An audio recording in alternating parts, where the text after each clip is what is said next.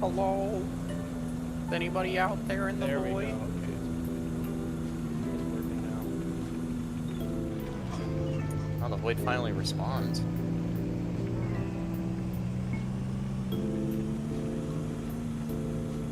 Oh, I didn't like that. So.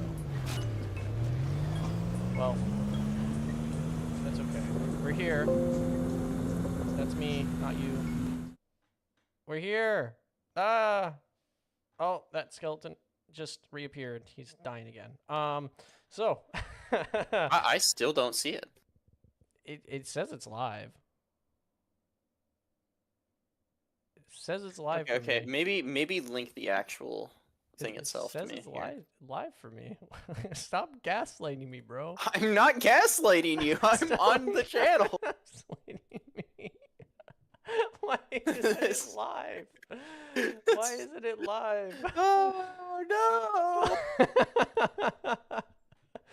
Okay, you know what we're gonna do? We're just gonna do it on Twitch for now, and then I'll figure it out later. I don't want to.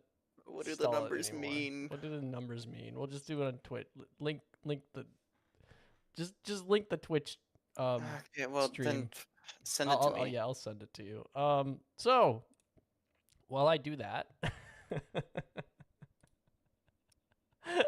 while I do that, let's talk about our favorite horror games.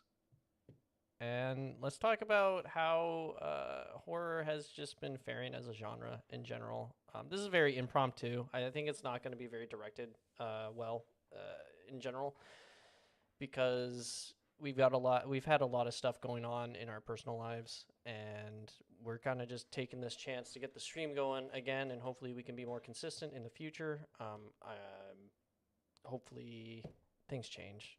I don't know what else to say. It kind of is not fun right now, but we're here to have fun. We're here to have fun and talk about this stuff. So, what would you want to talk about first? Because I have an idea of what I just want to talk about games in general right now, and I kind of maybe want to lead off with a cult classic that hasn't been talked about a lot. It's starting to gain traction actually in the community that I've noticed. And I'll link a couple videos in the chat, or I'll just point to the channels that I'm looking at that have good videos on it. Juggernaut for PS1 is a fantastic point-and-click adventure game that I believe should get the same treatment as Riven and Myst in their remakes. Remake it in Unreal Engine 5. Make it a walk around instead of point and click adventure, and it would be a fantastic remake for a great horror game that is really surreal, really bizarre, and the story is wild. The story is that your girlfriend gets possessed by a demon, or I think it's even the devil, and the priest calls you over, and he tells you, "Hey, your girlfriend's possessed, and I need you here with me to exorcise this demon. I'm going to send your soul into her soul, and we're going to exorcise this demon together. I'll communicate to you spiritually."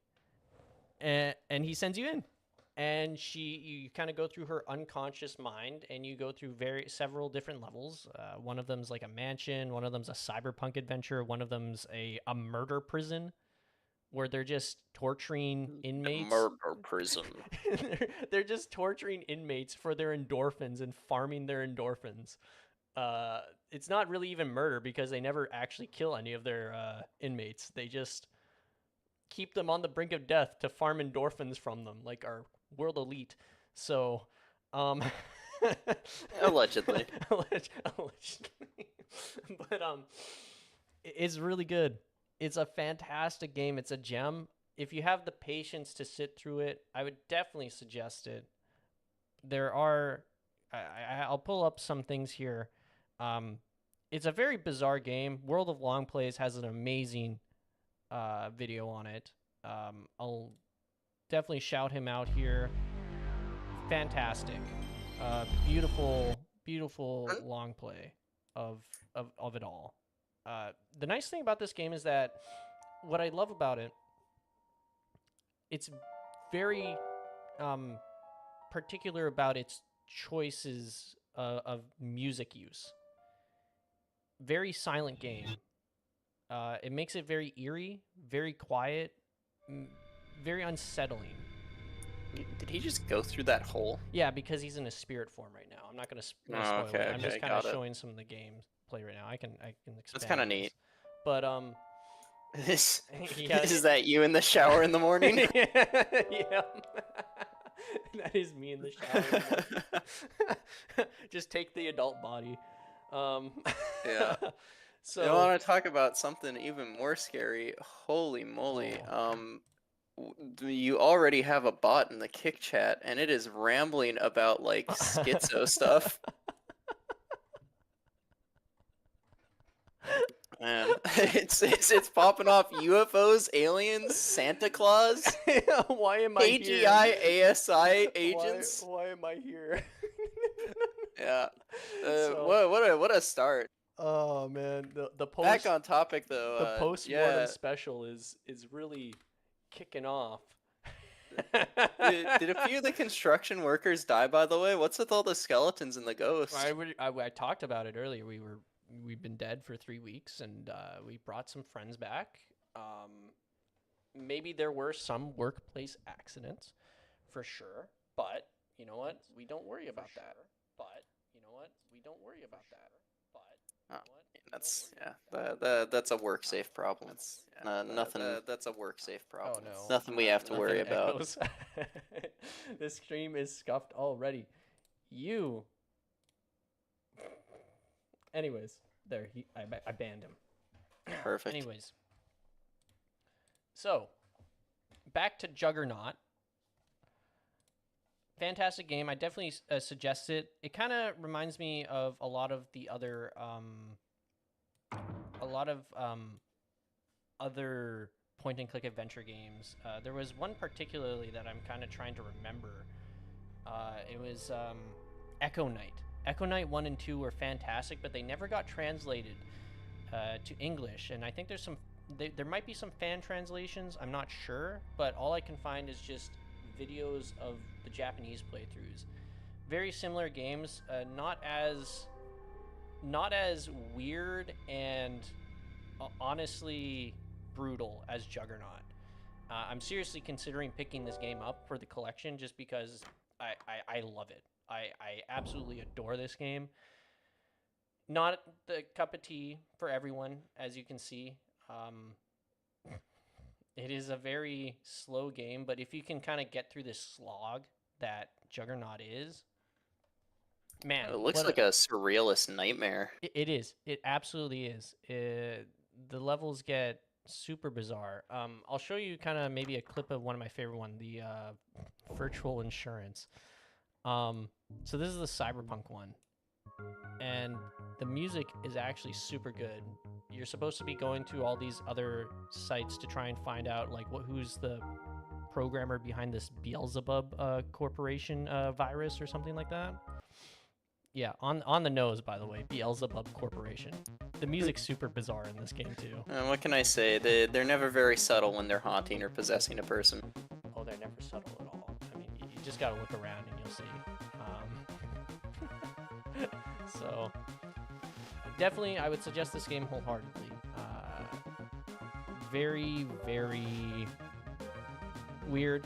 If you can get through the slog that it can be at times, you find a really just a gem in the rough. It's really good. Totally, wholeheartedly, 100% suggest this game. I'm gonna throw it over to you because I want to hear what you're thinking. We're just talking. We're just. I mean, that actually reminded me of another game here. So this is a little more impromptu.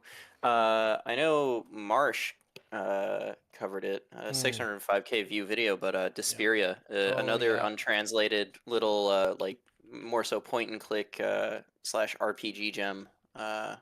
absolutely unhinged story. Was that PS1? Yeah. Okay. Yeah, absolutely unhinged, completely untranslated, so it's too bad. It's very hard to actually go through and play it, but Oh yeah, that I one see. is. I see it. I don't want to really. I mean, we can pull up his video, but I'll have to link it. Yeah, I I'll try know and if find you the want a note. more I'll find. detailed breakdown, because he Yeah. actually goes through it.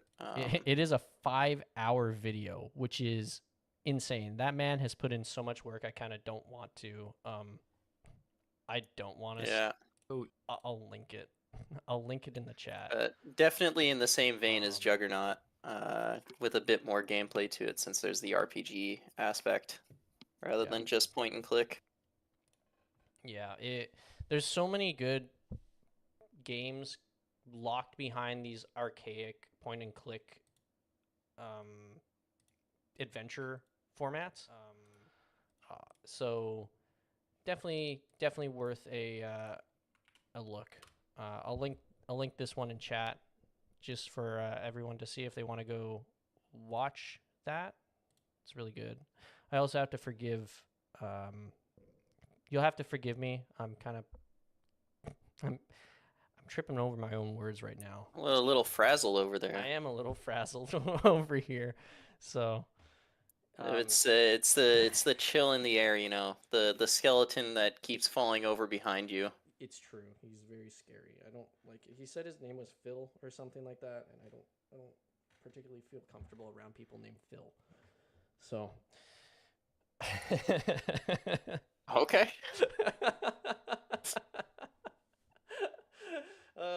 Well, so, I mean, what do you think of the state of the horror game genre right now? Let's go with that. I think we have some good opinions. We have some things that we can talk about the state of the horror game genre. Well, I don't know if my opinions are good, but sure. Go for it.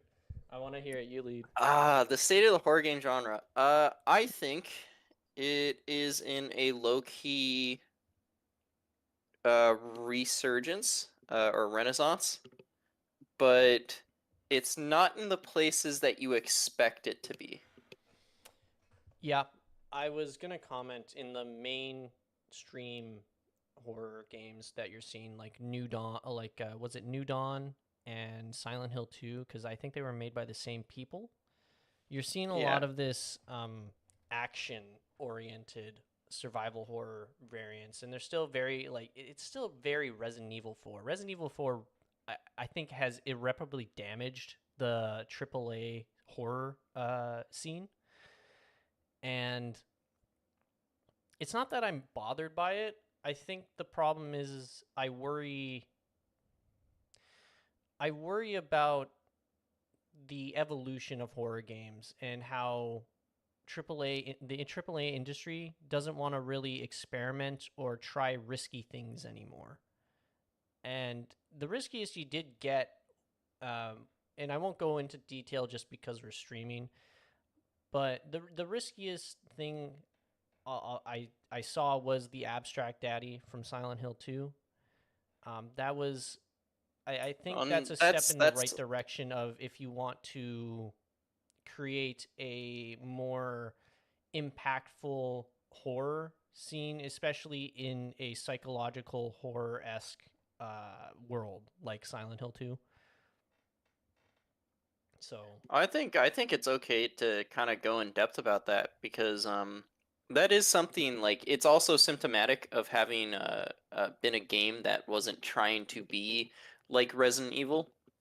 Silent Hill 2, especially when the first one came out, was a lot more concerned with telling its own story and orienting itself around its own details rather than trend chasing what was popular.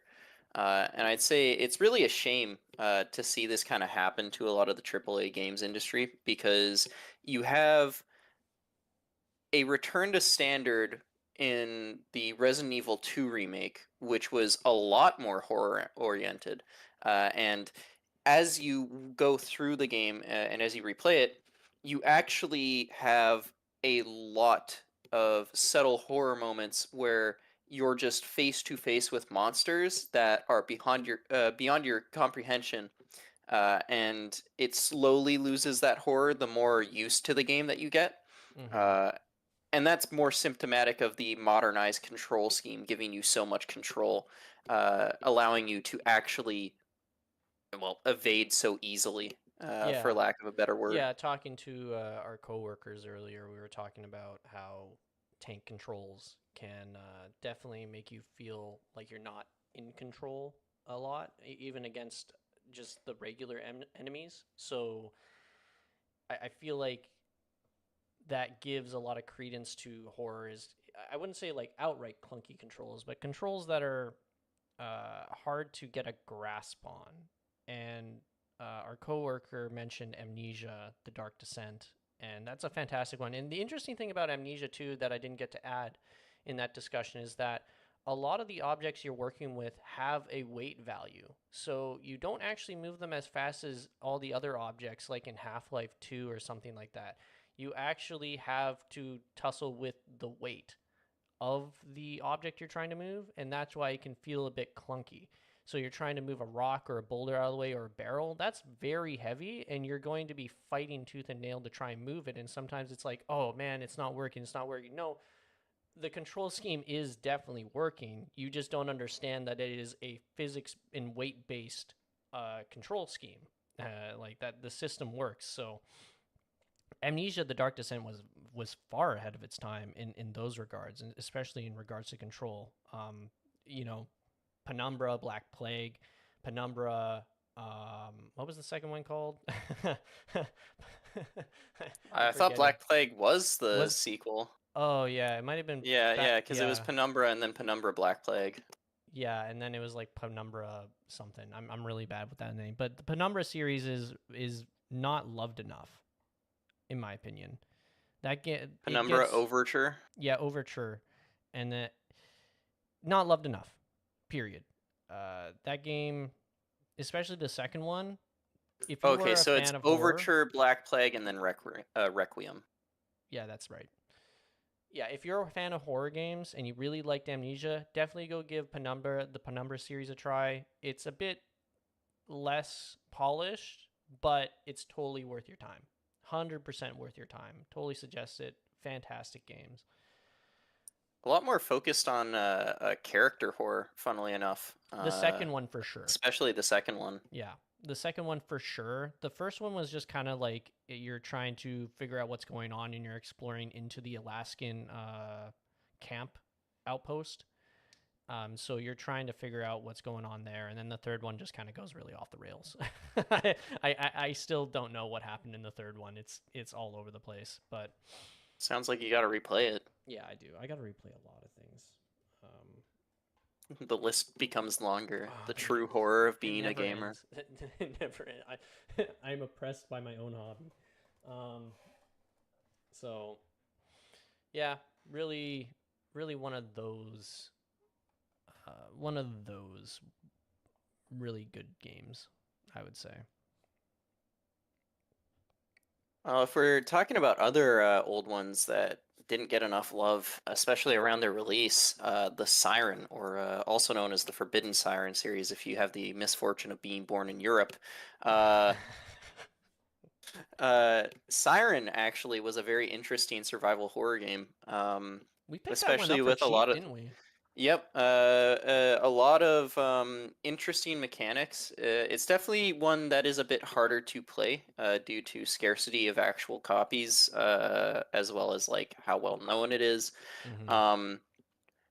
It definitely didn't like sell horribly.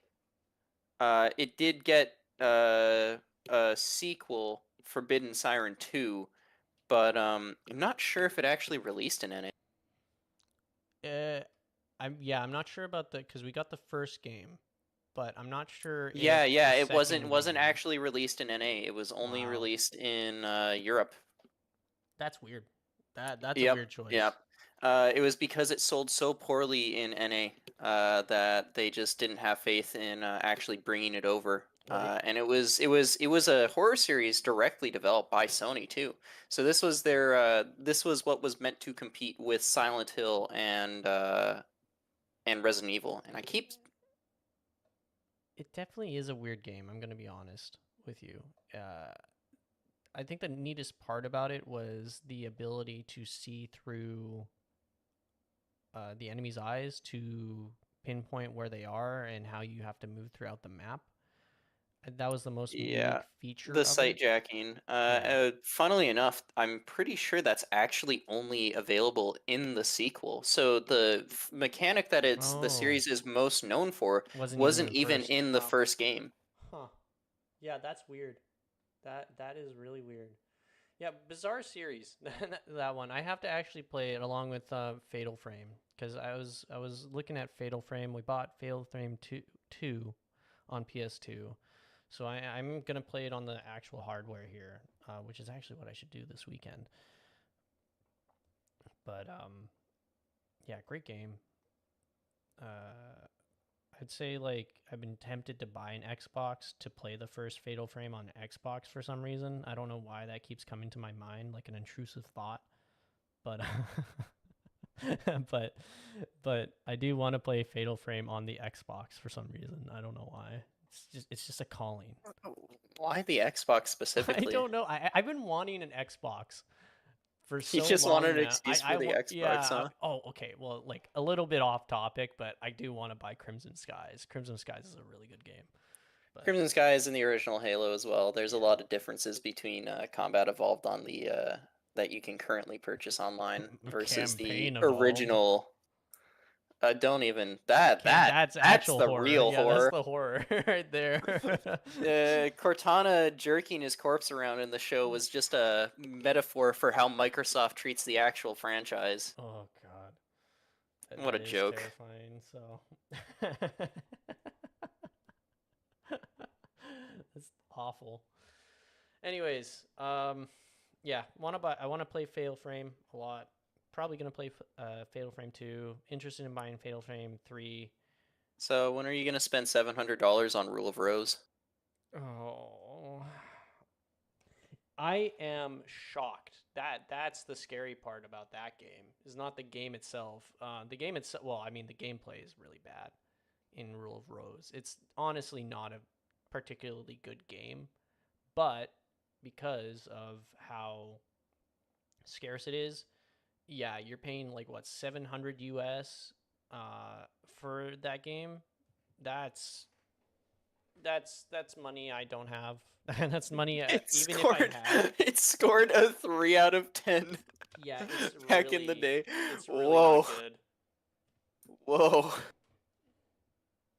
It's honestly. It got a B+ from the AV Club though.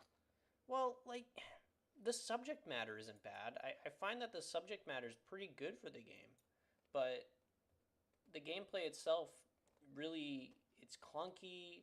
It's the bad clunk, you know? It's the bad clunky. It's the clunky that... Yeah, the frustrating clunk. Yeah, and you know, you have the bad clunky in a bad horror game, then it's just a bad game. Which is too bad because I like the concept and I like the storytelling of Rule Rose. I think it's really neat. There needed to be more like Old English esque, fairy tale esque story horror games, in my opinion, because what's it called? Grimm's Fairy Tales. That's ripe. Like stuff like Grimm's Fairy Tales is ripe for it.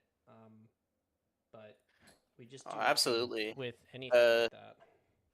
Such a shame that fairy tales have become like a mockery, because they're actually not, like, if you read the original Grimm's Fairy Tales, they're horrifying.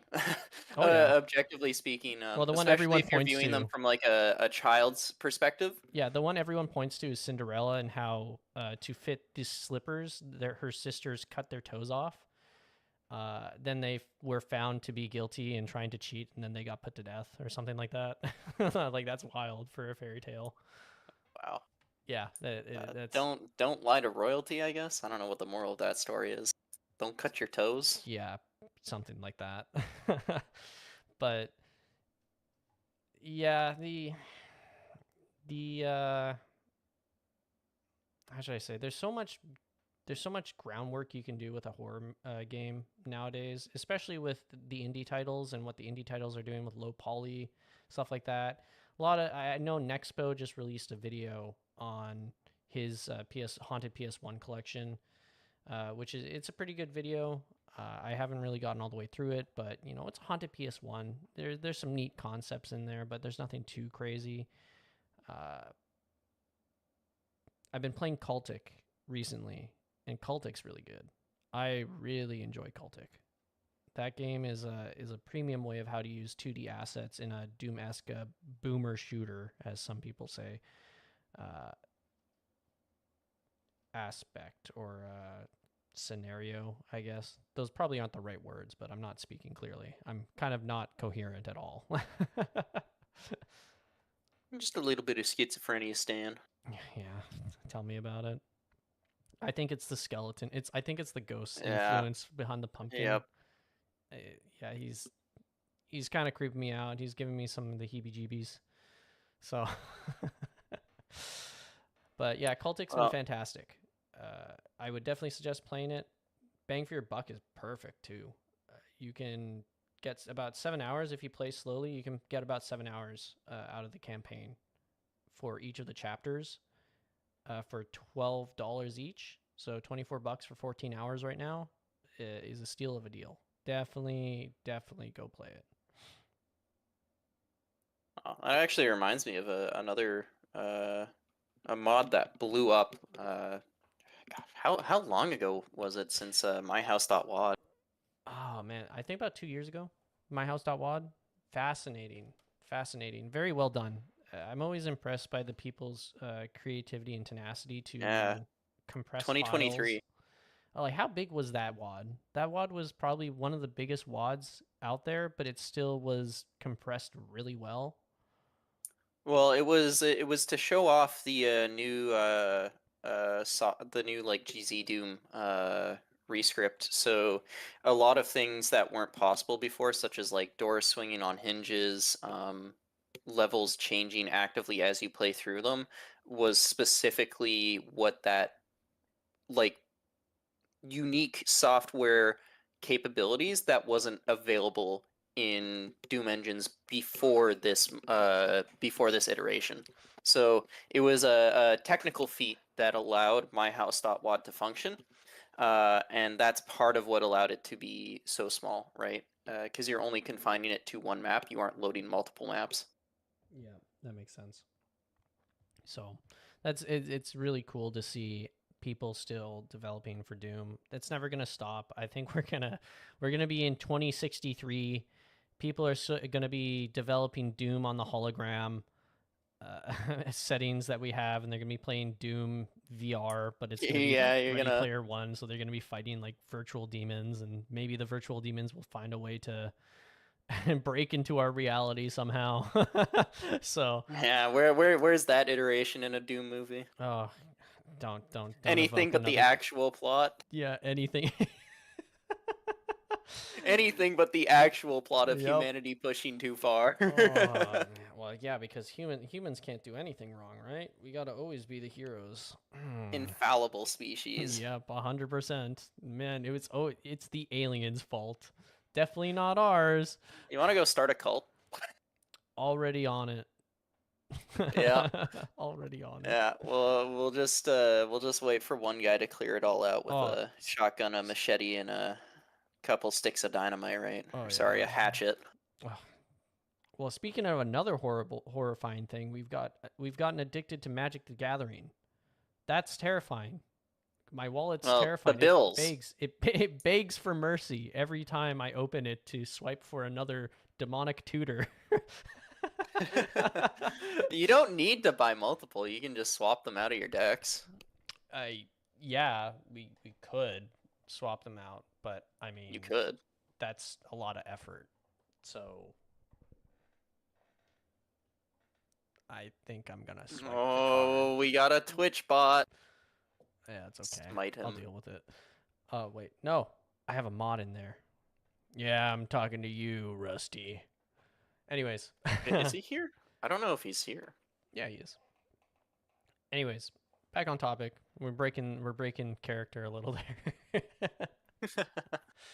I think character's far gone out of the bag at this point. Yeah. The true horror was trying to be consistent in the first place, let's be honest. Yep. I wanted to try and try and talk to chat after, but that's very, very impossible to do.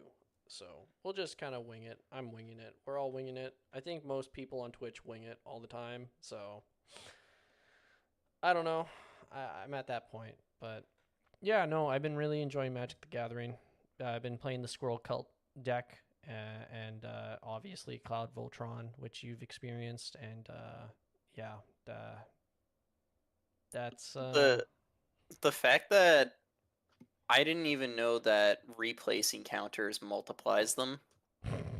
yeah, the rulings are quite ridiculous. So I've accidentally made like the 1/1 group hug Balatro deck with Miss Bumbleflower. It's kind of insane. I didn't realize that I technically should have actually been like a 48/48 on my Fathom Mage. yeah, well, I'm glad you didn't realize that, and you gotta keep track of your plays more, nerd. So I didn't think that replacing counters counted as placing them again. it's weird, but oh well. I mean, there's probably a lot of stuff about my deck I don't know, but my decks are pretty straightforward. So I mean, I was The surprised. rulings I list can't is believe honestly intimidating. I can't believe I didn't realize that Primal Vigor affected everyone. I should have just read. I should have just read the card. So I mean, that's a very risky. I have to be more careful with that card now, as well. So Definitely be more careful with it, but it's honestly not the worst unless you're facing a hard token deck yeah, like the or Ishtola anything deck. like that. Yeah.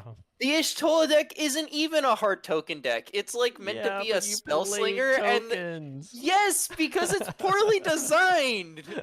Ask anyone at that card shop, and they will tell you that it is one of the worst precons you can buy unless I you're expecting know. to upgrade it. It's like one of the best, most upgradable decks, but out of the box, I should not have won that match.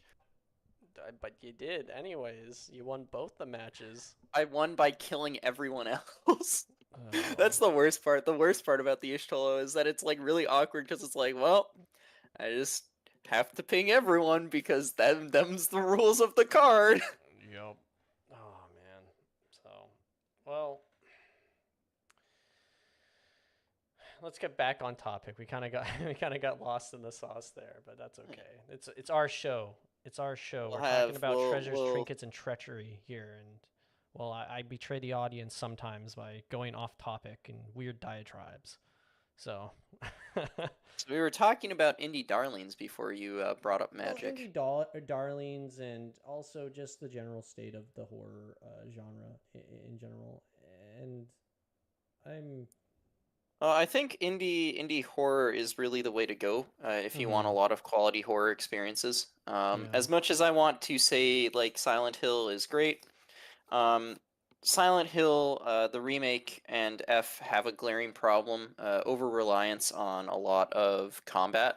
Yep. And I think anyone who says otherwise is just kind of a little cuckoo, because it's very jarring going from how little enemies there actually are in the original Silent Hill 2 Yep. to the remake, where you are constantly locked into forced Every combat in a corner. lot of segments. Every corner, And it feels like.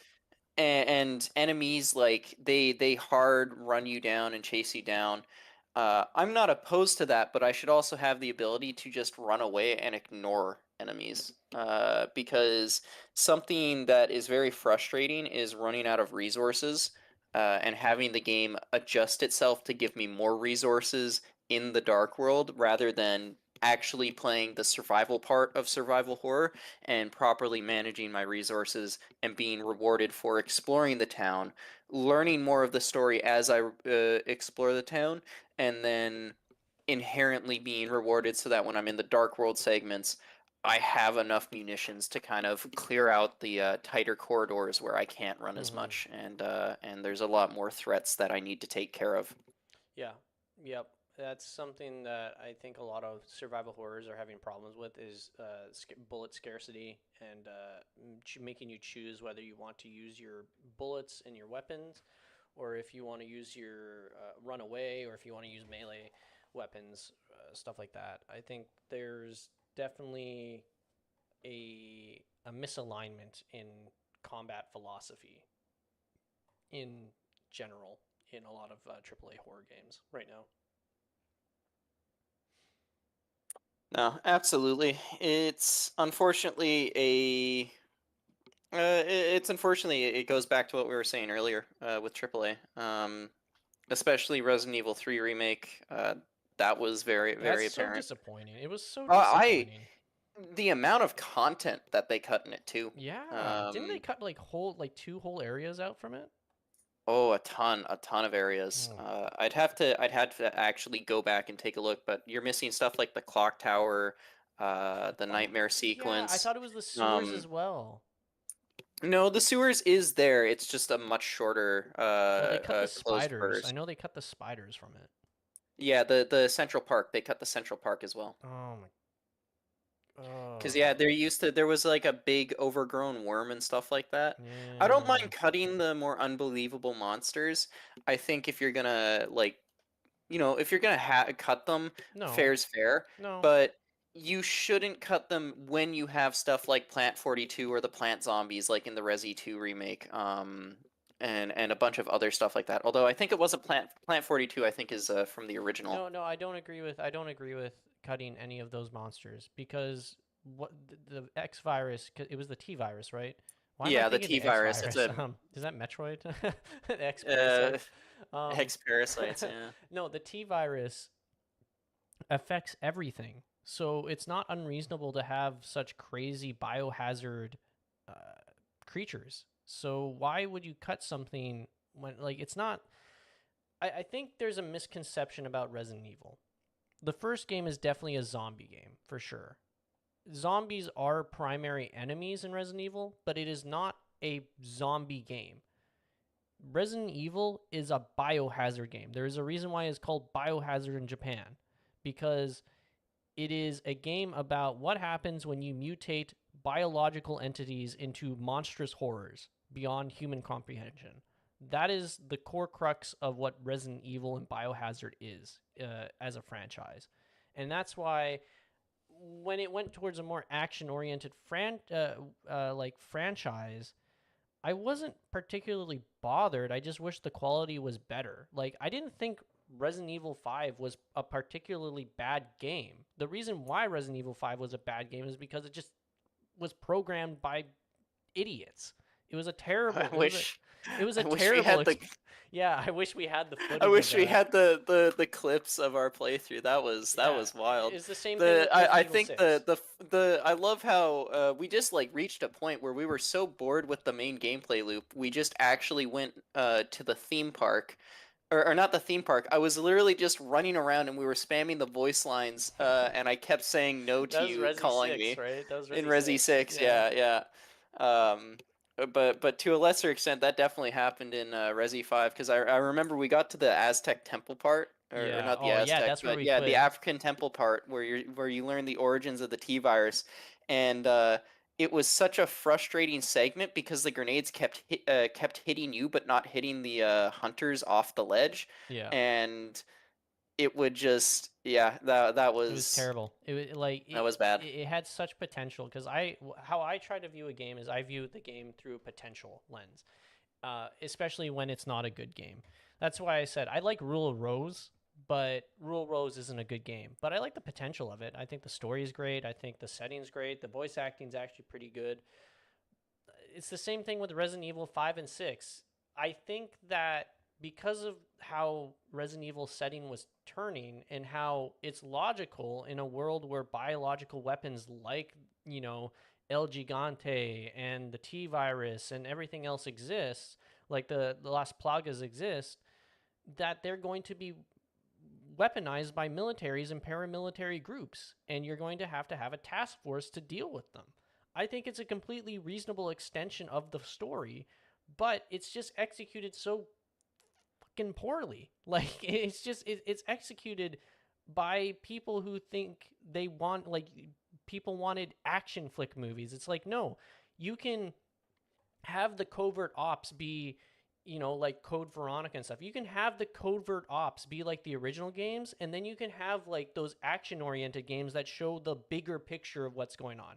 So you have Redfield and some of the other Chris characters. Boulder punching Redfield, please and thank you.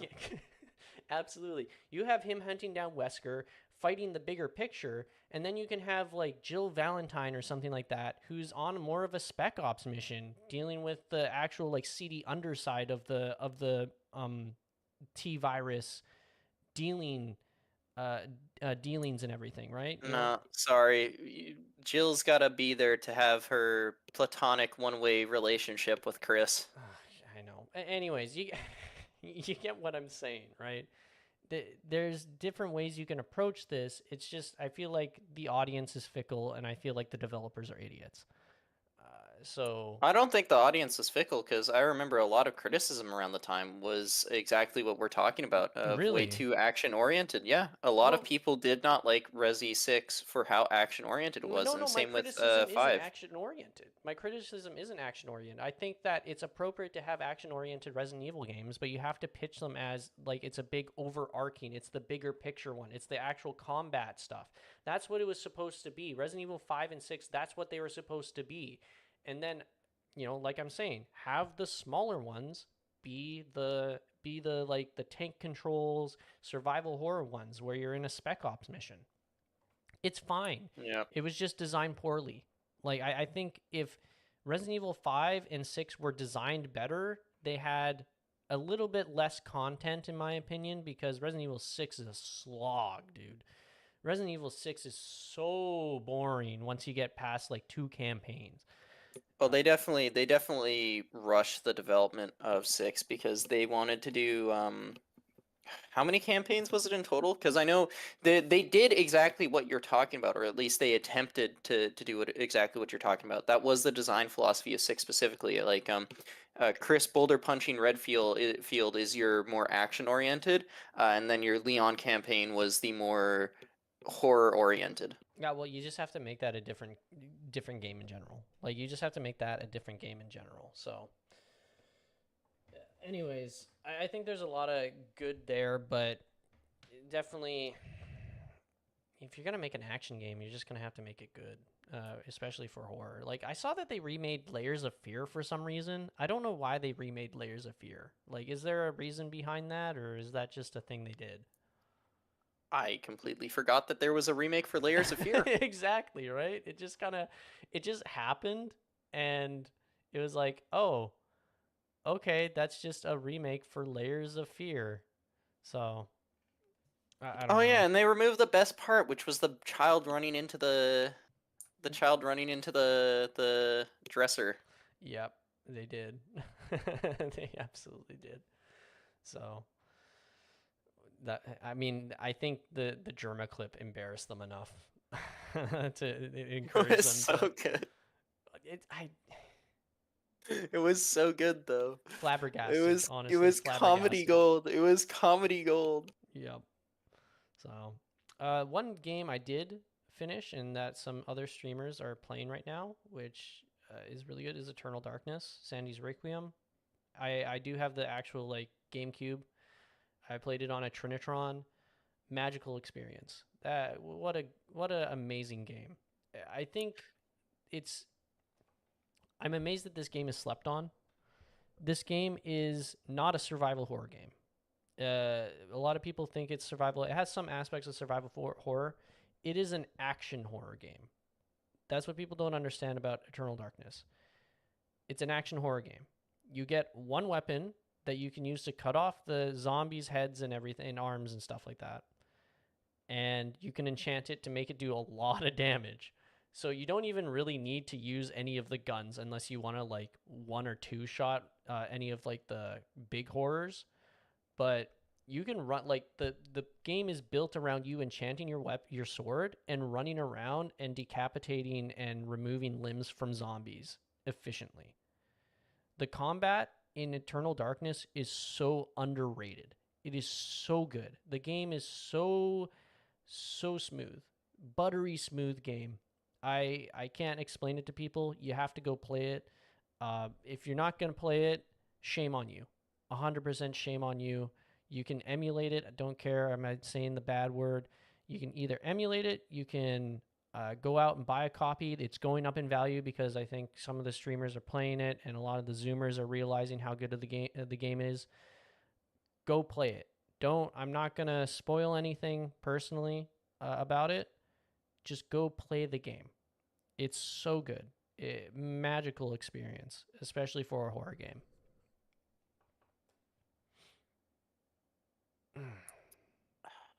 Argon.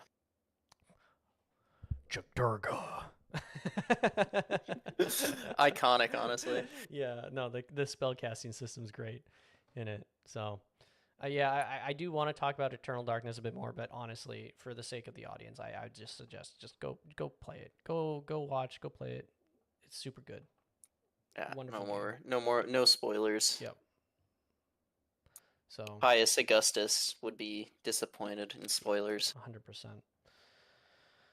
But yeah, I'm kind of trying to think about like what other games. I definitely tie it back to indie now, because indie is definitely where you're seeing a lot of horror genre tropes be expounded upon in meaningful ways, and actually given like solid, cohesive experiences. Yeah.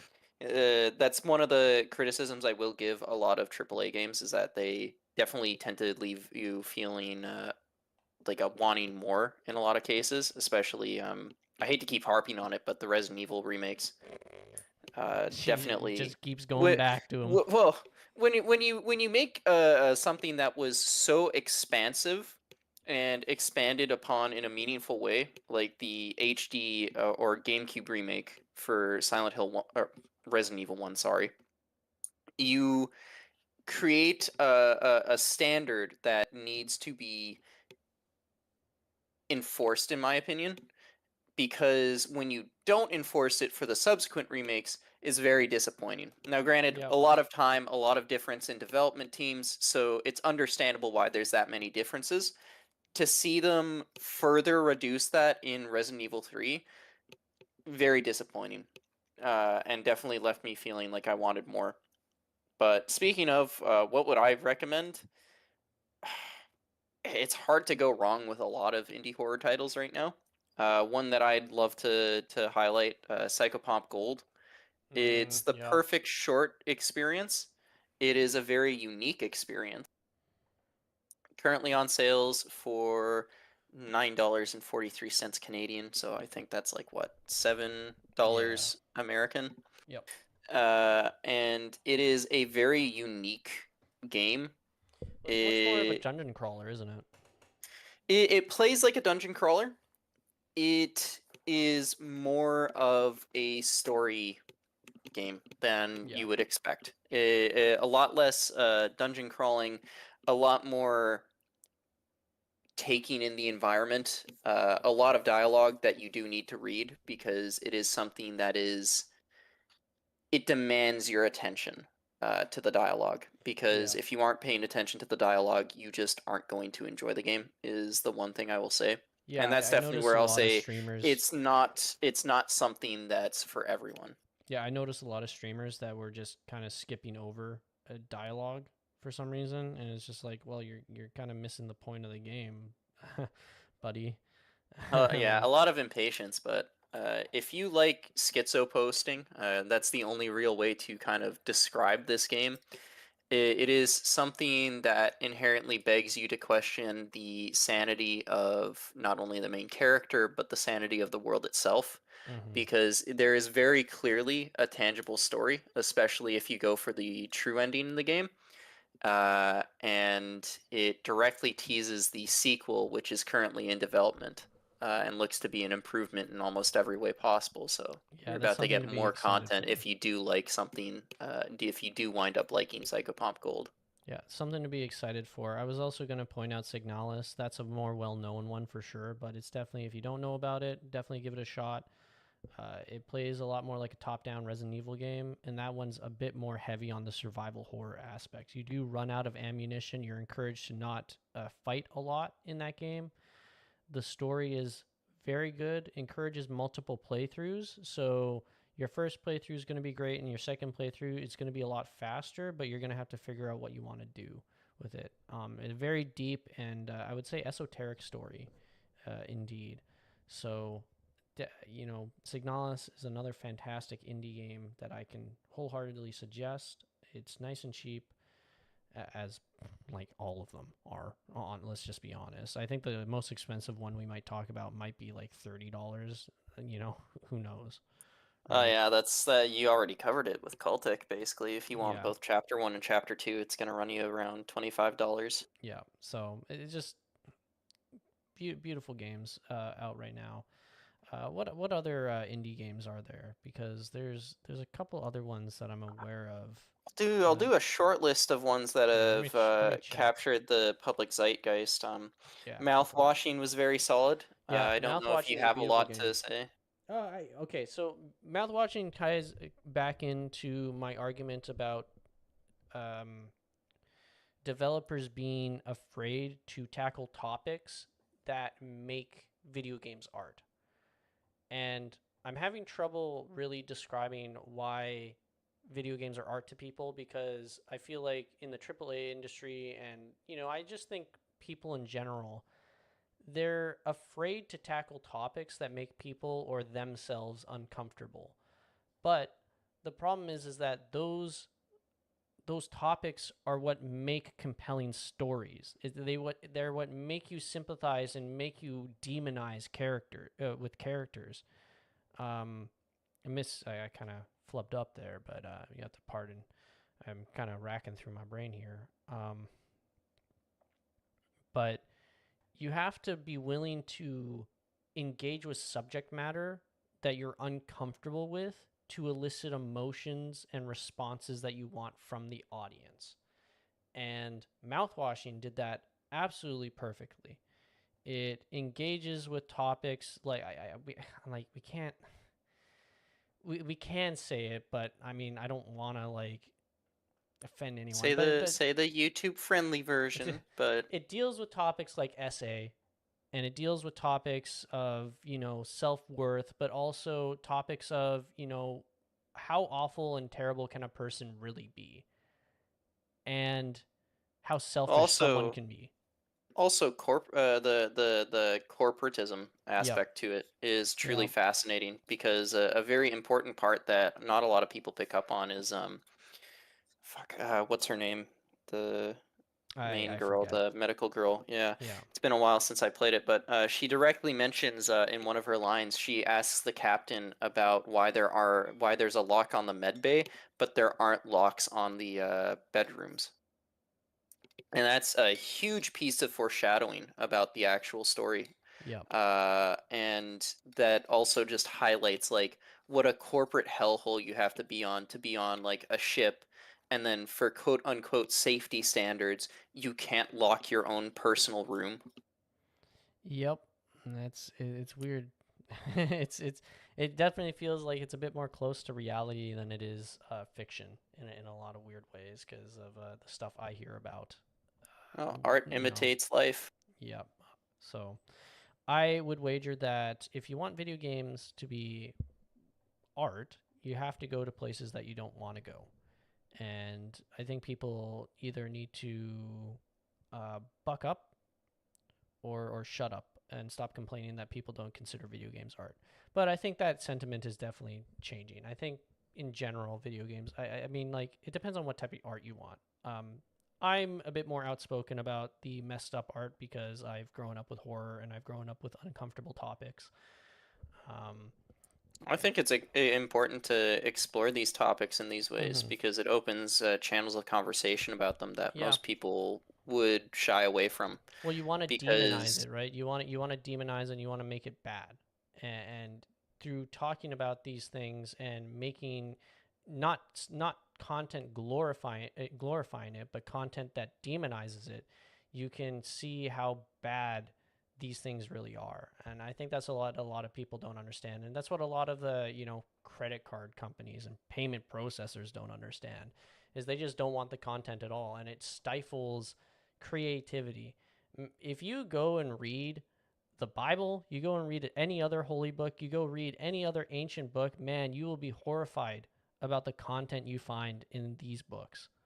This is stuff that Like Second Kings, chapter 2, Okay, verse I don't know. 21 and 23. I don't know if you're gonna be horrified about 2 bears mauling 32 children, but After the children called a man Baldy. so, yeah, that's why I love mouthwashing. There's a reason why people think mouthwashing is particularly a masterpiece. So definitely be a lot more open and be a lot more willing to engage in feelings of discomfort and feelings of malice, but don't let it fuel you and who you are. There's a very big difference. You can feel these feelings, but you have to know not to act on them out in the physical world, obviously. So because some people will get so riled up and mad that they just do dumb stuff. And that's how we get bad things happen. So Yeah, for sure. Well, for other games, Dredge. Dredge. Any thoughts about Dredge? Dredge is fantastic. Dredge is a beautiful game, and this is what I'm talking about. Like with art, art can be anything, obviously, but Dredge is fantastic. I would consider that I don't know if it's more horror light. Yeah. It covers like horror adjacent subjects. It's definitely more of like a cosmic horror, so it's a slow burn in the background of the story, but it itself is not going to be like, oh, I'm thrilled, or oh, I'm scared. You're gonna have a couple tense moments, but the actual horror is in the story itself as it unravels before you. Yeah, yeah. It's well, I mean, just the random occurrences you can have with the leviathans and stuff like that just come out of nowhere. Just the simple mundane, like how relaxing the game can be at times. Like it really masters that relaxing, mundane, hour to hour. You're just fishing to make a living. Can we put it in the cozy horror category? Yeah, it Create is. that. No, it definitely it's a cozy horror game. But it will scare the I shit don't out know of if you. I don't know if that's a genre though. Probably. Well, I mean, you can always make it a genre. Yeah, I'm coining it here. I'm first. Cozy horror. Let's make it real. I categorize stuff like Doki Doki Literature Club and whatnot in there. Definitely something that takes a lot more of an innocent subject and Yes, you wanted to turns it talk about into. that. I didn't really. There's not much for me to say about Doki Doki Literature Club, honestly, but definitely something I'm noticing is a lot of people are more willing to kind of take subjects that you wouldn't normally consider to be avenues for horror and experiment with it and twist it. So, well, that's one thing I'll give Silent Hill F about is that I think Silent Hill F is very good at describing a very bad quality of Japan, and that is the very patriarchal, like family values that a lot of families. It's not like that anymore. Not like that in a lot of places anymore, but it was a big issue during where the game's setting is, and I'm glad. 60s Japan. Yeah, the 60s Japan. It was really bad, and I think that is a fantastic narrative note that Silent Hill F can take can roll off of, especially for the main character. I am tempted to play it, but I don't want to really pay. I mean, that's $93 is a That's pretty steep. $93 is a demonic tutor, dude. Literally. And that's not like a heavy played $45 one. That's like a nice piece of art one. That's a nice demonic tutor. But well, I'm glad that they're experimenting a bit more. Silent Hill's always been, reason why, like going just a bit back to the mouth-washing discussion, reason why everyone's always been talking about Silent Hill and how Silent Hill's a piece of art is because it deals with subjects like that. I think more people want subjects like that, and they want it to be explored a bit more.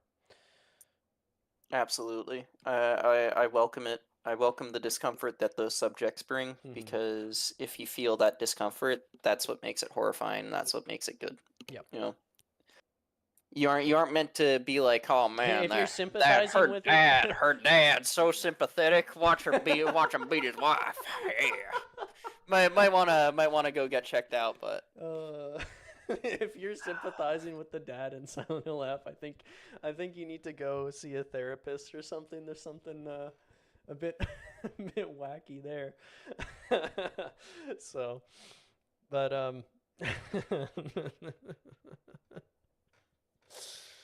oh boy.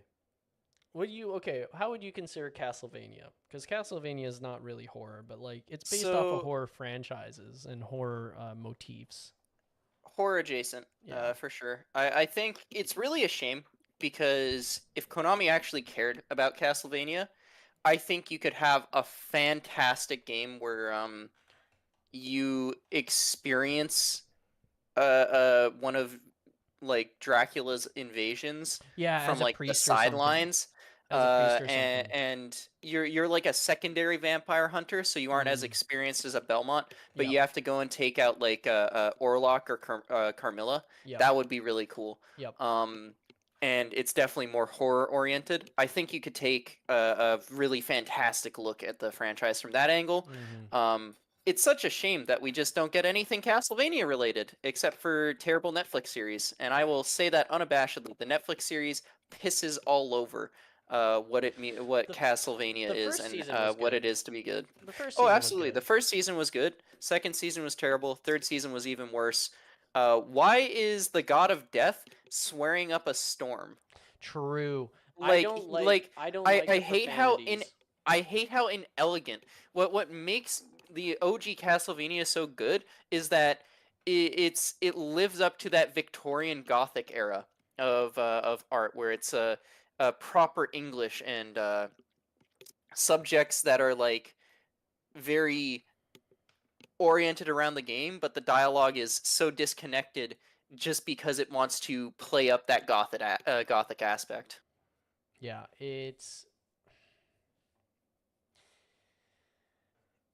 I'm trying to formulate a sentence here. It does make me upset that how ineloquent a lot of Death is, because I would always imagine Death as someone who is I personally imagine Death as someone as benevolent, because it's just something that occurs. But in the Castlevania universe, Death is evil, and I always imagine Death being far more respectful and honorable than what he was in the anime or the Netflix series, because I enjoyed in the interactions that Death had with Alucard in Castlevania Symphony of the Night, where he offers to not fight him and to rejoin Dracula. And even then, after, he's like, okay, well, I'm going to steal your items, but, we'll meet again and we'll have to settle this later. And then he just bugs off.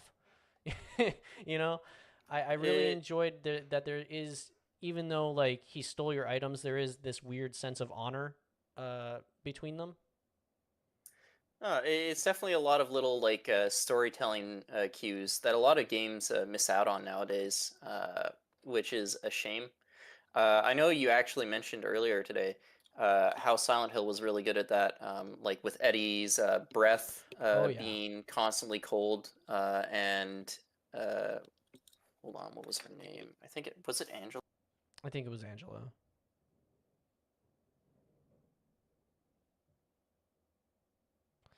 Yeah. Yeah, it is Angela. So so Angela is constantly sweating, kind of reflecting what their personal environments are, and playing up more of that aspect rather than the small details that count. It's the small details that count that a lot of people don't ever that make up a game so well. That make it believable. Yeah, 100%. It's when you play a bad game, you pick out the small things. And I always say it's the little things. It's the little things. A little lore drop, being someone who played hockey, you know, it's the little things that matter. It's the little things that you do that matter for your game. And that translates to video game development. If you're not going for like if you're doing a simple stupid little game, it doesn't matter, obviously. But if you're doing a game where you want to have a lot of world building, it's stuff like that that really matters. And I feel like devs don't understand that anymore.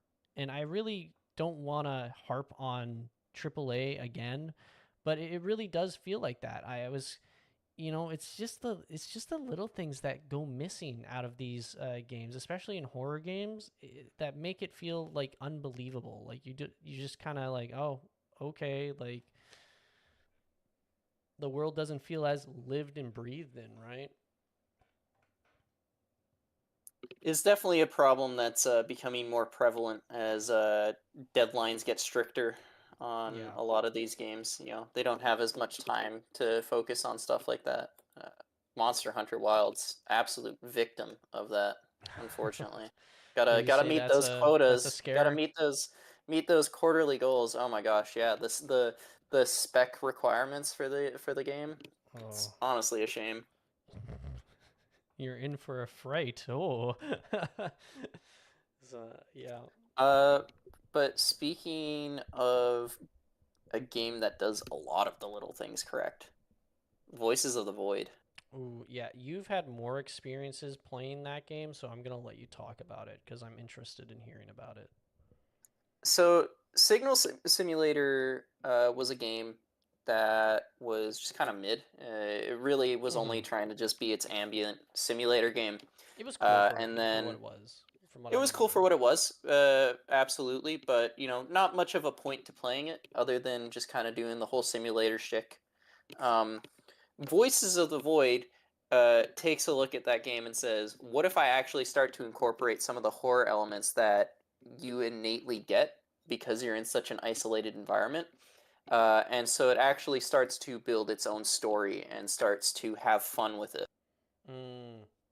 Yeah, I think I remember, we've been watching Vinesauce Joel play that game a lot because I don't have the wherewithal. I think I get too paranoid, honestly, when I play those games, but maybe I should play it on my own for sure once here. I'll be honest, the biggest problem you'll have with the game is that it is a very slow burn. Nothing happens for a while. Days are very long. It's not that nothing happens; it's that you have to initially seek out a lot of things for stuff to start happening. It's a bit of a snowball, right? If you just kind of stick in your home base and you don't go out much, you're gonna eventually reach the point by like around day 7 where you get some forced events and maybe a couple signals that start to trigger some more paranormal activity. But if you actively go out, you definitely have to go out, especially to do like some of the logs and stuff like that. That's where the game design's very smart. It forces you to go out into the environment. You'll start to attract more attention depending on which parts of the woods you go to. I know people who are familiar with the game will know that the main kind of entities that fuck with you are called rerolls, and they're aliens. So it's kind of sci-fi paranormal, and a lot more of a love letter to kind of cryptidology, especially on the unidentified flying objects front and alien front. Very fascinating experience because whereas a game like Psychopomp is like schizophrenic take on I'm paranoid because they're watching me because I think they're watching me, and it's more in the delusions aspect. Signal Simulator evokes that feeling because you are isolated and alone in the woods, and reality is exactly what you see in front of you. So they're watching you, and you know that because they're watching you. Why are their mannequins moving? Yep.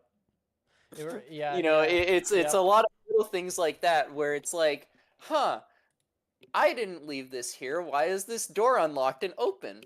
and it really builds a very underlying horror. I definitely say it still falls under a sort of horror light. There isn't going to be a very big spooky monster unless you enable specific game modes or you know what to look for. But it's a lot more of you're here to experience the story and experience the underlying horror that is being so isolated that the paranormal is fucking with you, and even if you tried to talk about it, nobody would believe you. Yeah, that sounds really good. I do kind of want to play it, but yeah, if it's a slow burn, I have a rough time playing it. But I've been enjoying kind of the different, like looking at the different events that happen in it. Definitely worth a shot if you're an enjoyer of ambience and other more calm, secluded ones. Man, like have you noticed like that one guy who's making those like weird horror games that are based off of like real life events? I Are forget you which talking one. about? You're Yeah, he talking made about the the one one about guy? yeah, Yeah, the elevator where, like the girl who disappeared in the elevator, right? yeah, the one disappeared in the elevator. It was the one. It was the girl who got like you work at a coffee shop. Like a lot of streamers played it and everything. Yeah. Yeah, that was. He's still making those, and it's kind of like, hmm. I wonder how oversaturated the market can get for stuff like that, especially in low poly. Is a curious question I have. Well, that's definitely kind of the one downside of horror for indie games. It is very oversaturated right now, and that is the one thing that I will always have to admit is that horror is a very popular genre. So the problem that you run into quickly is a lot of people are so easy to kind of dismiss the genre Mm-hmm. because they're used to your Five Yeah. Nights at Freddy's. They're used to your Oh you know, well. a lot of your trend chaser kind of games, right? Five Nights at Freddy's Uh, was, man, that game the original game exploded. holds up, in my opinion. The original game holds up, Yeah. especially if you've never played it before. Um, Okay, what about two, the three, the and four? VR, uh, I think they jumped the shark. I think they jumped the shark. As much as I want to say, oh, they're good games for their own reasons, but they don't capture the same horror. I'll say the Yeah. toy series is definitely a lot more intimidating, and they're a lot more in line with what you would expect of like modern Chuck E. Cheese. So I do appreciate two a bit more than uh, uh, 3 and 4, but outside of that, objectively speaking, I think the FNAF as a franchise jumped the shark, especially with how many came out in such a quick succession. I mean, the FNAF World game was wild when I first saw it, and it's kind of okay.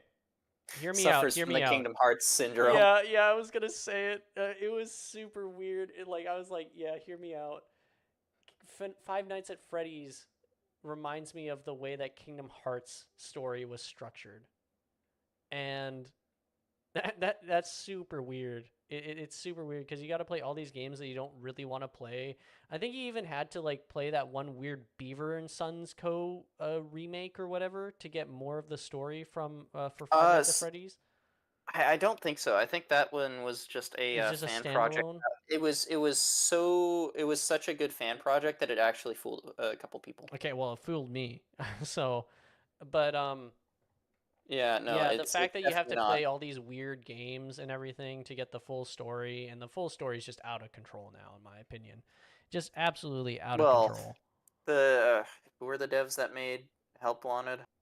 Or Oh, not Help Wanted, but a Security Breach. man, Security Breach. What a nightmare that was. Like, I remember watching the glitches and the performance issues that that game was having. My God. Fascinating concept, though. I have to admit that I really did like the concept Steel of Wool being. Studio. I love the concept of being stuck in a 80s arcade back in the day. Man, could you imagine being stuck in Scandia overnight? Oh my god, yeah. If Oh, those animatronics were stalking you around, that would have been horrifying. I yeah. think the worst part about Security Breach is like not even just like the setting. It's really just how not scary it is. Like Yeah. there is no horror to the game, Well, objectively speaking. It felt monotonous, like walking around back and forth, and then you're avoiding these dumb security robots that just kind of grab you, and then nothing happens. They Oh, just they grab grab you. you, and then the animatronics are supposed to teleport over and start running at you, but you can just jump inside of Freddy, and then they're like, "Oh." You think that they would Very. start attacking Freddy? Like you think that they would know that Freddy is helping you, but you know. Or yeah, or that Gregory climbed inside his chest cavity like a fucking Yeah. parasite. Yeah, it's weird, but yeah, Yeah, that game was horrifying for the honestly wrong just reasons. it's such a shame because I think the actual concept of like being stuck in a mega complex with a bunch of these animatronics, especially if they were like properly reimagined to be actually kind of scary, um, and actually actively hunting you, could have worked really well. Mm-hmm. But tragically, they just didn't understand what to do with the game. In my Nope. opinion, they only understood sell mascot horror product, and that That seems you to be want to the talk about theme. oversaturation. That's a horrifying genre. Oh. Well, what I will say before we talk about the like, well, I'm just gonna nail the horse in the room, the elephant in the room. My bad, wrong animal. Um, Garden of Banban.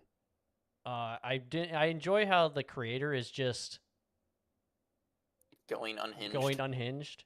I really enjoy how he's just like, well, you guys are gonna make fun of my series, so I'm just gonna make it as ridiculous as possible.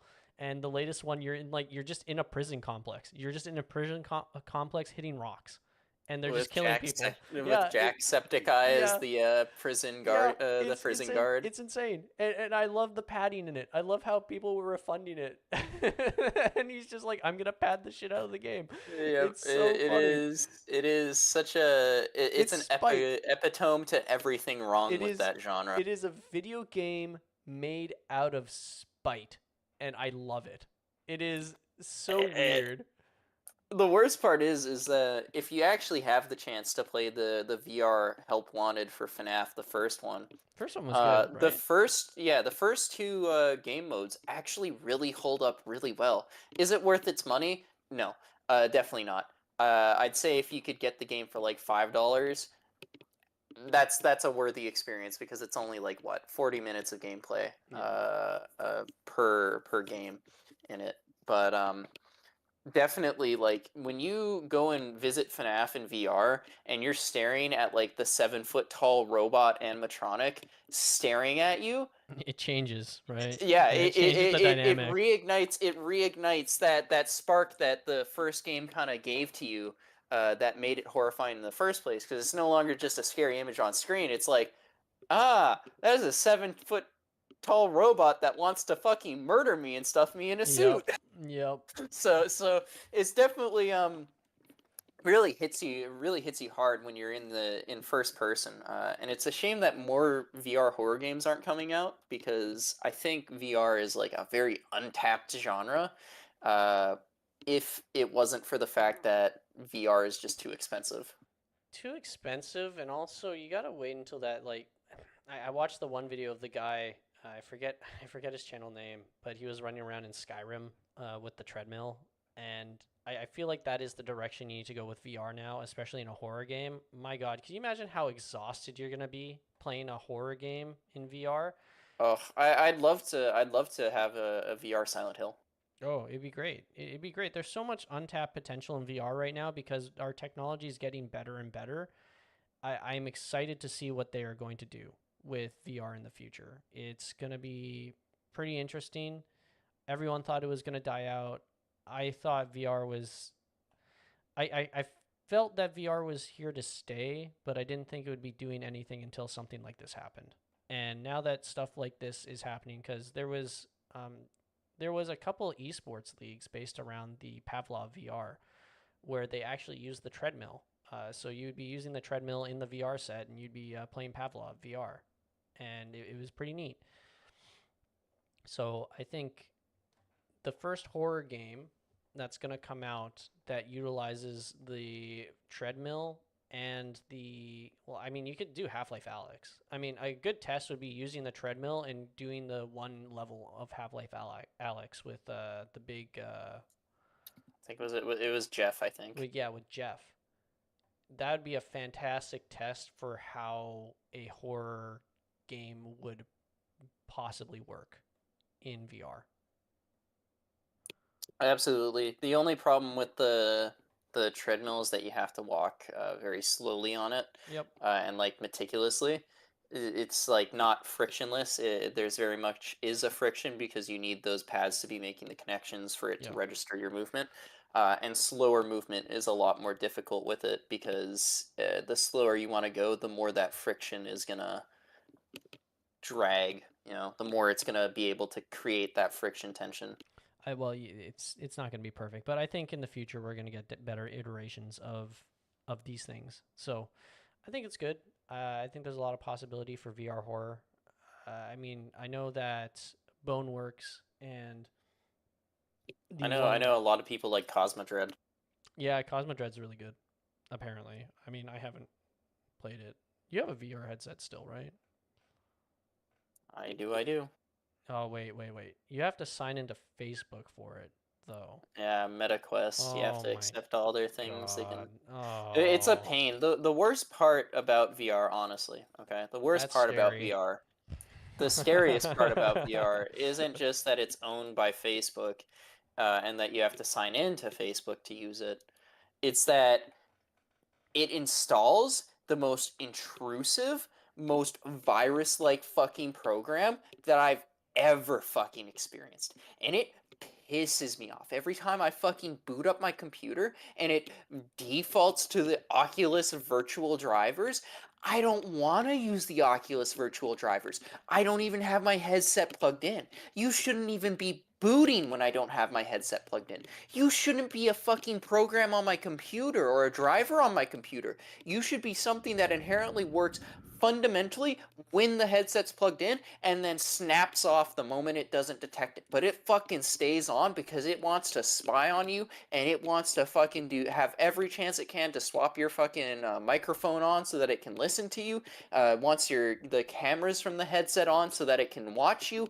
It is like the most schizo fucking programming that I've ever fucking seen in a headset, and that is genuinely fucking terrifying. So if you have the money to, don't do Oculus if you value your privacy. Do Steam. Just use the HTC Vive or something else. Okay. Do your research into it. I mean, they're probably stealing your information too, but I just go with Steam. I'd just go with the Steam VR. At least Steam isn't gonna like directly lose your information in a giant data breach and then say fuck you after your real ID gets stolen by. Don't jinx it now. After your ID gets stolen by a third party. Well, I mean, that Discord. Man, you kind of went off on the tangent there. I'm sorry. I've been holding that one off for a long time. No, I don't blame you. It's got. I mean, the truly horrifying part of our everyday existence really is just how intrusive companies have gone. But I don't want to go into that. That is horror adjacent in my opinion, but you know what? Not everyone wants to hear about doom and gloom, and we're not about doom and gloom here. We're about bunch of positive polys. No, we're not positive polys. We talk about treachery as well, but it just positive nihilism. Oh yeah, well you know what? Sure, we'll go with that. Yeah. So it's all about the optics. Oh, it's always been about the optics. Tell me about it. Oh man. So, well, I think we're at an impasse here. We've done a stream. It hasn't been too long. It's only been about an hour and a half. It's only been about an hour and a half. I think a shorter stream is okay. It's Hallows Eve after all. Keeping everyone here would be a bit too selfish, I think. But yes, absolutely. Is there any like a last game that you'd like to mention? I have one more I'd like to talk about. Last game off the top of my head that I'd like to mention, and the horror games category is Pokemon ZA. I think that requires an entire episode to itself. Yeah, it does require an entire The episode. But Pokemon Pokemon ZA, fan base, that is oh the my gosh. scariest game of the season. That right there, scariest game of the season. I have never seen $150 for trash. The I will not mince my words. The fact they only spent $15 million developing that game, and they made their money back on they made their money back on 200,000 copies. That's like murder. No, we don't advocate for that. As in crows, Come on. But yeah, that is the biggest horror game of the year. Is Pokemon Legends ZA. The game looks like crap. The only good thing I will say, there's two good things about the game. The animations of the Pokemon are actually desirable. I think they're very good. And the music isn't bad. Step in the right direction. Yeah, it's a step in the right direction, and the music isn't bad. Everything else about that game is awful. We all know those steps won't carry over to a new game. You know, we said that last time with Pokemon Legends Arceus, and none of that happened. None of that happened. That's what I mean. Yeah, that's what I just said. We all know those won't carry over to a new game. Yeah, it just doesn't happen. They just I don't know what they're smoking. Please, Pokemon Company, Nintendo, whatever you're smoking, give me some, because man, that shit's good. You guys are so high on your own farts, it absolutely blows me away. I am happy that you guys lost your lawsuit in Japan. I don't know what's going to happen in America, but I'm happy you lost your lawsuit in Japan against Pal World. Screw you. Genuinely, America, from the bottoms of my black heart, the deep cockles of my heart. Fuck you. Honestly. Yeah. And that's coming from two people long time. I'm a dude, I grew up with Pokemon. That's been my life. Pokemon's been my life, and it got so bad I went to Magic. It was Ruby and Sapphire for you, right? It was Pokemon Yellow. God, yeah, that's right. Pokemon Yellow. Yep. Yeah, and then it was Diamond and Pearl for me, because I got to play the extra copy of Diamond that you bought. And I don't know why I bought it. It was cheap. I remember buying it for you $20. found it. You found it for $5 at the Superstore. It was on the sales rack. Yeah, I remember that, and it came with it was the one that came with the Dialga stylus as well. Yeah, that's cool. Yeah, that was funny. That was cool. So, okay, what was the last one you wanted to mention? Well, the last game I want to give a little shout out to. I won't go too into detail about it. I'm Scared, A Pixelated Nightmare is, in my opinion, my humble opinion, a very, very, very underrated horror gem, indie horror gem. If you want something that will play with you and trailblazed a lot of mechanics that would come to be norms of the meta horror genre, especially with games like Doki Doki Literature Club, where you have to go and manipulate files. I'm Scared, A Pixelated Nightmare is a fantastic horror experience. Very short, the perfect length, and unraveling all of its secrets is a task that I do not want to spoil, because it is something that is deeply haunting once you do solve everything. Yeah, I remember playing that when I was, because that came out in 2009, so I was still in school playing that game. My favorite story about it is that I knew it was a virus, so I purposely tried to install it on my friend's computer to try and scare him, to no avail. It was 2012 was the original version. Really, sorry. 2012? Okay. Well, I mean, I remember trying to install it on his computer to no avail, and yeah, that was fun. That was really fun. Really enjoyed how that game messed with you. So. Yeah, I miss the innovative kind of era of that early horror. There was a specific sort of should we go there? Zest, yeah, it's definitely a zest is a way to describe it. Some spicy, some spicy risks, we're gonna make our game a virus. That's It's not going to harm your computer. It's just going to Yeah. haunt you. You know, Yeah, sometimes exactly. we'll open up to the face of the main horror character, and it'll taunt you until you complete the game and Yep. delete him. Yep. Very, Definitely very fun. Go check that out if you haven't. There is a Steam version now that isn't a virus. It's not a virus anymore. Perfectly Should probably clear. specify that. Yeah, well, no, it's not a virus anymore. That's why I'm saying it. So No. You need to specify that because the last thing I'll say, Steam has developed a problem where specific games are just straight up Oh, viruses, and okay. they Well, will ransack all of your personal yeah. info. So So what that is? do not download games that are not verified. Yeah.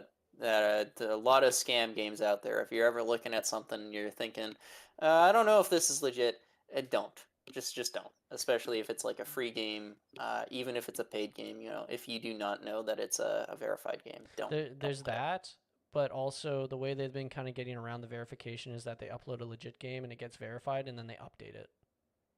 So Yeah. there's also that scandal going on right now. So just be careful what you buy. If it's usually one of those games where it kind of promises that you can make money off of it, probably a lie. It is a trick. It's not a treat. Okay, it is. It's bad for you. Don't. It's like the razor and the apple, which obviously we all know people still do here on Halloween. The razor in the Reese's, you mean? I've heard apple. I've heard, Uh, oh, don't be careful. Those who's teenagers giving might out give. Who's giving out weed on Halloween? I always love that one. Like, yeah, who's gonna give out weed to a Yeah. bunch of kids? All those teenagers, they're gonna get. They're Like gonna get unless you. like the only way I see that is if a dope dealer was like, "Hey kid, you want some death sticks?" You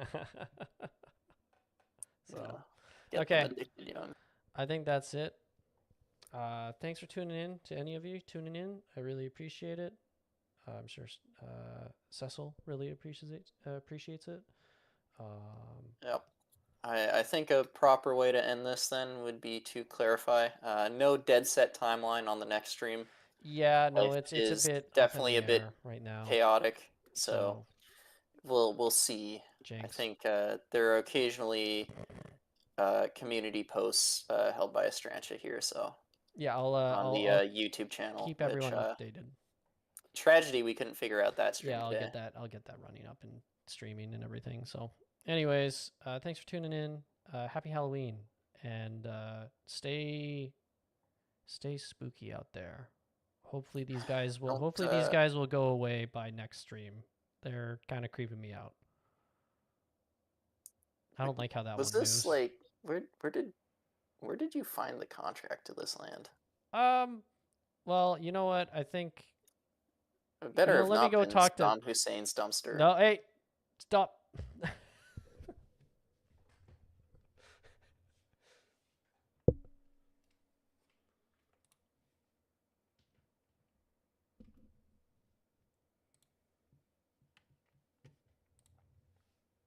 Okay, we're good. Yeah, we're good. Okay.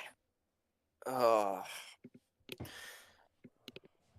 good stream. Definitely unfocused, but we'll do it a bit more structured next time. Yeah.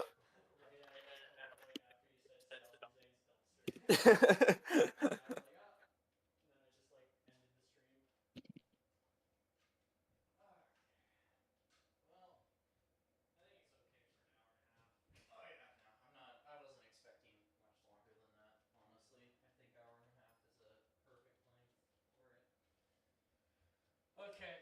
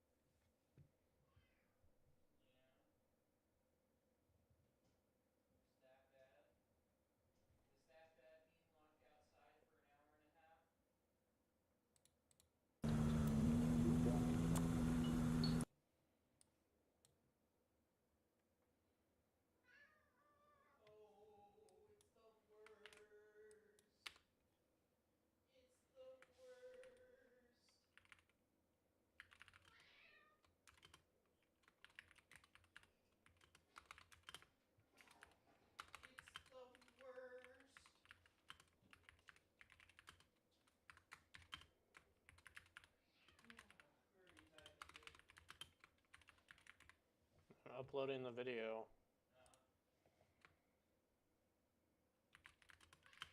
It's the worst.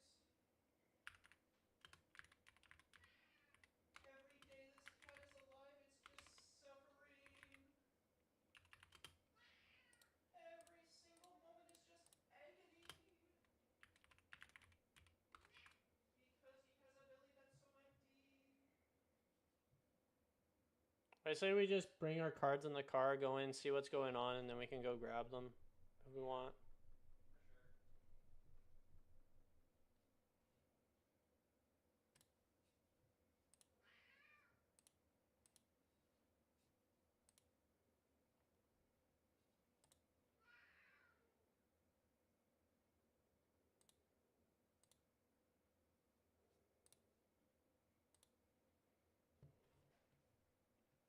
Why you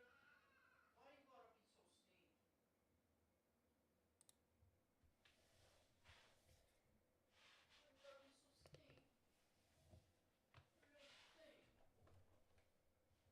You're a thing. Stink. Should we give him his food? It's 6:12. We can give it to him early. Yeah, let's just give it to him early. That's Stinky. I love you.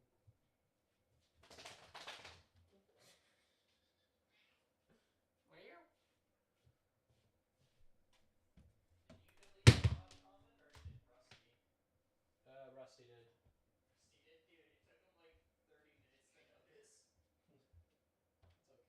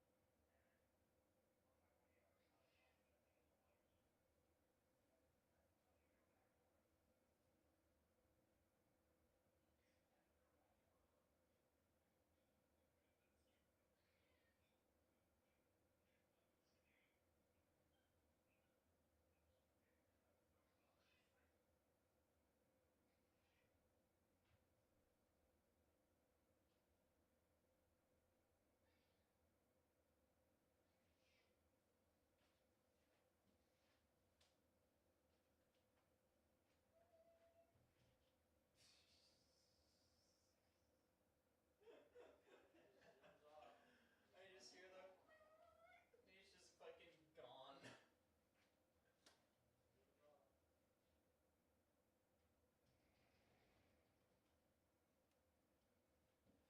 Yeah, that stream is so scuffed. That's what made it funny though. Did you see the YouTube stream? Uh-oh. That's why we multi-stream. I know, Mr. Meow. I know. It's the Hello, worst. Mr. Meow.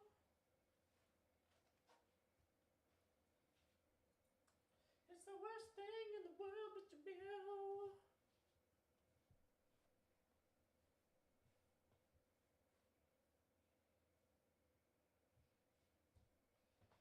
Mr. Meow, it's the worst thing in the world.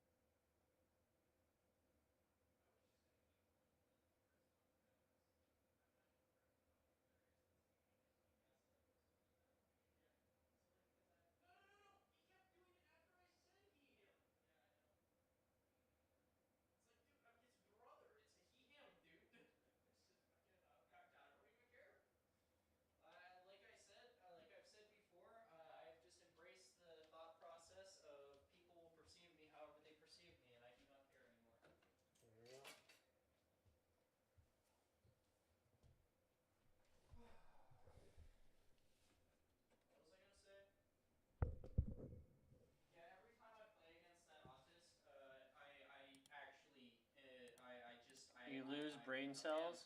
I become am. I become am. Yep.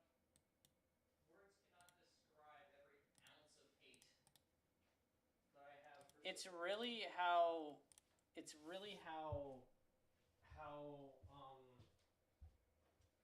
really how he talks. I wouldn't care.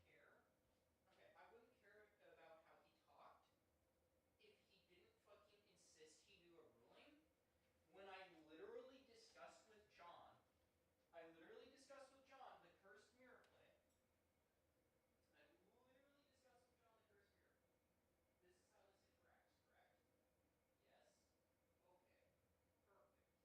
Okay. Perfect. That's my outplay.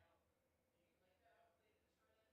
that enchantment? Yeah, it was good. The best part is I didn't have to summon Cloud that entire game. Cloud was a lingering fucking threat that entire game too. Yep. They were scared pissless of Cloud. But yes, it was allowed me to get. I'm not mad with how I played that game. I'm just disappointed that I literally did not draw any of the 40 cards that I needed. Yeah, that's fair. Well, I'd say keep trying and sub out Kefka and sub out who else was it? Super State, and put something better in there, and just make a Kefka deck. That's just what I'm gonna do at this point. I'm just gonna make a hyper toxic. Everyone's discarding cards, and Kefka is laughing while you all die because I'm making you discard cards. And I'll run Super State Kefka too. I'll run Super. Actually, you can give Super State. Yeah, it's literally the base power and toughness of 9/9 that just makes it suck. Oh, what are you up to? I honestly, I appreciate John. No, I appreciate him. And I will retract my safety state. That's not stuff, so I assume that that was just wrong. Yeah. His deck's so good. His decks? His decks. Oh, They're pretty grody. yeah, I know. He really wants us to play Pokemon, and I'm just like, I want to, but I also don't want to.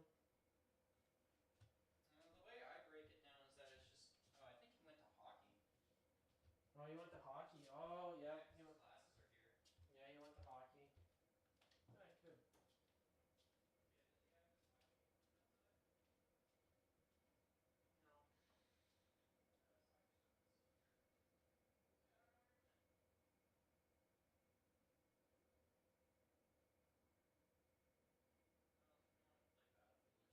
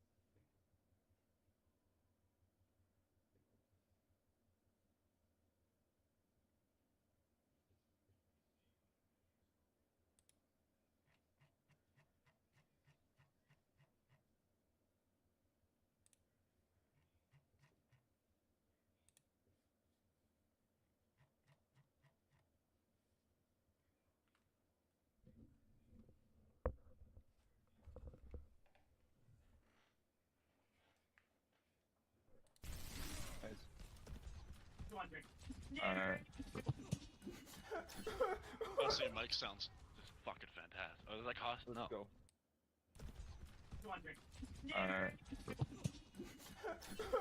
Also, your mic sounds just fucking fantastic. I was like, huh? No. Let's go.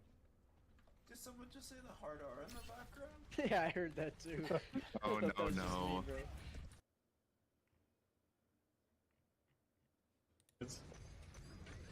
Ooh. I did it, Mum! So, this rebellion. I did it, Mom.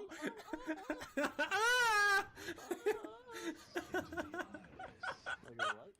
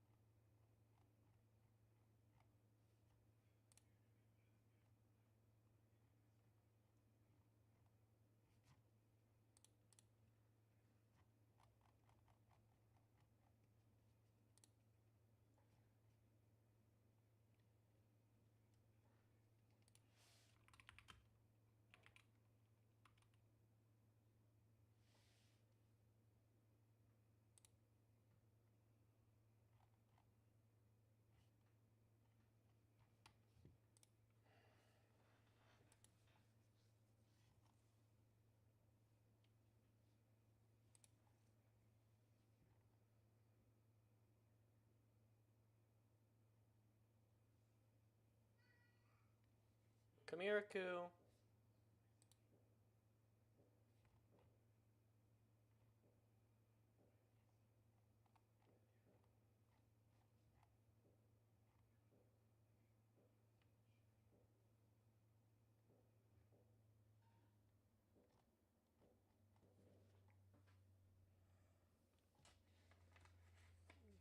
Come here, Aku.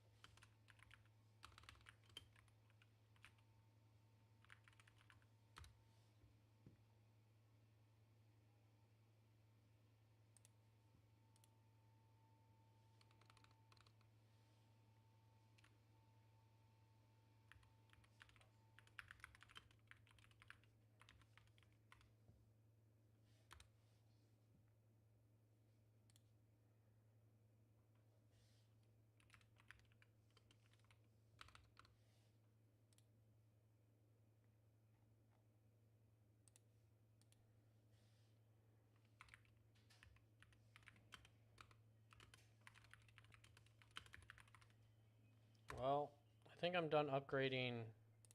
I'm done upgrading for sure.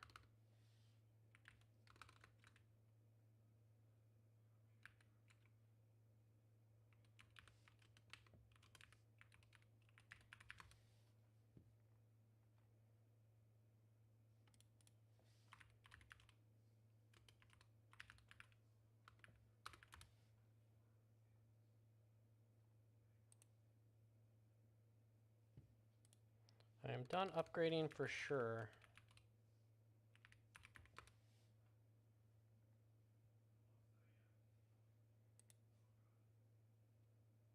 How much would this be? $248 Canadian. If I wanted to flush out pretty much all of my Reghost cards.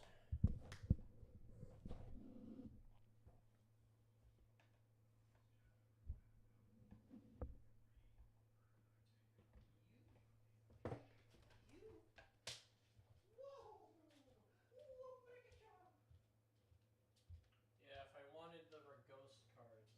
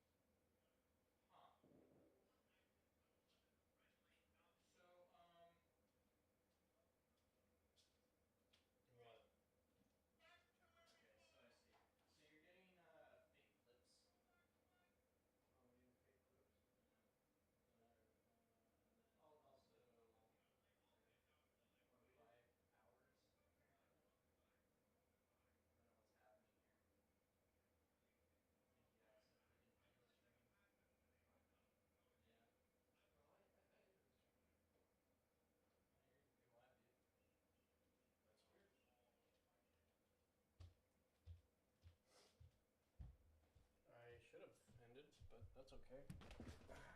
Fix that. Not too big of a deal.